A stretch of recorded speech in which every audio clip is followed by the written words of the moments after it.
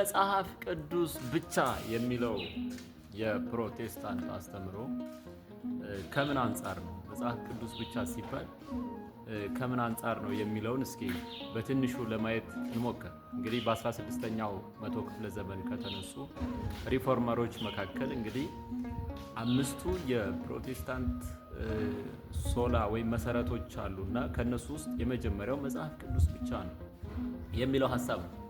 መጽሐፍ ቅዱስ ብቻ የተባለበት ዋና ምክንያት ምንድን ነው?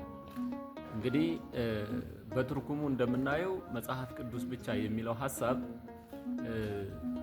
በማንኛውም የክርስትና ሕይወት ላይ በእምነትም ላይ የበላይ ስልጣን ያለው መጽሐፍ ቅዱስ ነው። እንዲሁም ደግሞ መጽሐፍ ቅዱስ በቂ ነው ለየትኛውም እምነት፣ ለየትኛውም ሕይወት፣ ክርስቲያናዊ ሕይወት መጽሐፍ ቅዱስ በቂ ነው የሚለውን ሐሳብ እንግዲህ ለማንጸባረቅ ነው።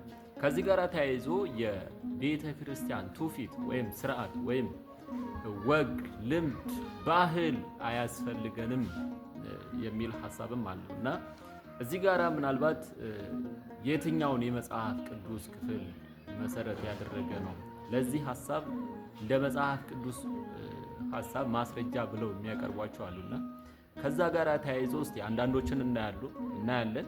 እስከዛ እስቲ ኮፒ ሊንክ፣ ሼር፣ ሪፖስት እያደረጋችሁ እስቲ ቀጣይ ቪዲዮ ላይ ምሰራላችሁ ይሆናል።